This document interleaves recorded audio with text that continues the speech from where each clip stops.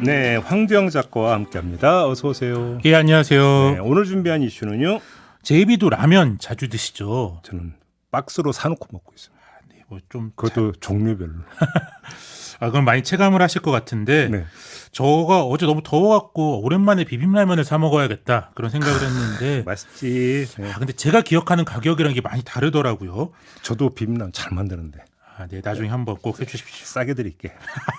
해주십시오. 뭘 해주긴. 네. 실제로 이제 작년, 재작년 연이어 라면 업계들이 가격을 올리면서 2년 새에 평균 20% 이상 올랐는데요. 네. 18일 추경호 경제부총리가 라면 가격을 좀 다시 내렸으면 좋겠다. 이렇게 말을 하면서 라면 업계가 눈치 보기에 빠졌습니다. 이게 이제 밀가루 가격이 내려갔으니까 라면 값도 내려가야 된다 이렇게 주장한 거 그 얘기 맞죠? 그렇죠. 예. 이제 뭐 정확하게 좀 워딩을 보면요. 라면 회사들이 지난해 9월에서 10월에 라면 값을 많이 인상했는데 현재 국제 밀가격이 50% 가량 내렸다며 예. 기업들이 이 부분에 맞춰 적정히 내렸으면 좋겠다. 이렇게 얘기를 한 건데요. 일단 팩트 체크를 해보면 추경호 부총리 말이 좀 대체로는 맞긴 합니다. 네. 이제 세계적인 곡창지대인 우크라이나의 전쟁이 나면서 밀 생산에 타격이 컸고 또 이제 물류난도 뒤따라오면서 작년 이맘때 국제 밀 선물 가격이 진짜 비쌌거든요. 네. 이제 작년 2월에 톤당 276달러 하던 게 석 달 만에 419달러까지 이제 오르게 되고요. 그게 조금 안정세를 찾으면서 올해 2월 기준으로는 다시 276달러까지 내려오게 됩니다. 그러면 50% 내려간 건 아니죠.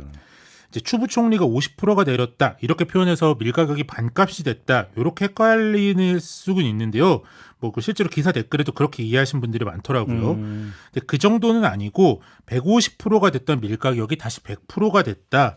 그러니까 3분의 2 가량이 됐다 이렇게 해석할 수 있기 때문에 아주 틀린 표현은 아닌데 이제 추 부총리가 숫자에 아주 정확하신 분이잖아요. 네. 이제 뭐 과장하려고 일부러 헷갈리게 말한 건 아니겠지 하고 좀 넘어가야 될 것 같습니다. 알겠습니다. 아무튼 뭐 밀 가격이 내려갔으면 라면 값도 내릴 수 있는 거 아니냐 이렇게 생각하실 분들이 많을 것 같은데. 업체들은 정부가 공식적으로 요구를 하면 검토는 해보겠다. 그런데 쉽지는 않다. 당연히 그런 반응이고요. 네. 일단 이유를 좀 들어보면 일단 밀 가격이 내린 거지 국내에서 유통되는 밀가루 가격은 아직 뭐 많이 오른 상태다. 이런 게 가장 큰데요. 이게 뭐 밀이 최종적으로 밀가루 형태로 유통되는 건 몇 달이 걸리기 때문에 비쌀 때 샀던 밀들이 지금 밀가루가 되고 있다. 네. 뭐 그런 뜻이고요.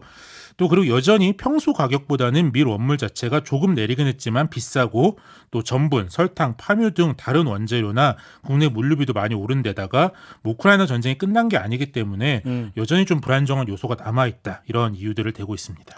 근데 아니 한번 올라간 가격이 전 내려간 거 별로 본 적이 없거든요.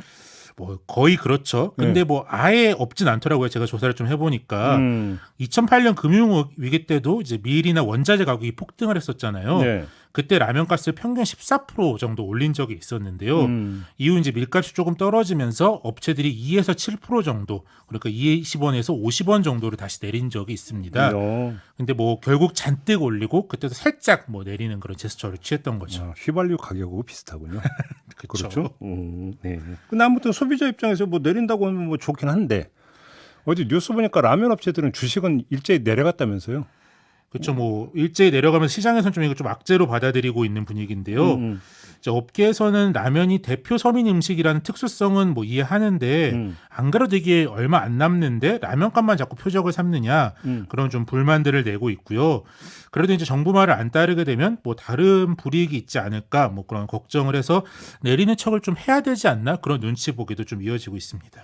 결국은 서민이 얼마나 체감하느냐의 문제가 가장 중요한 거 아니에요?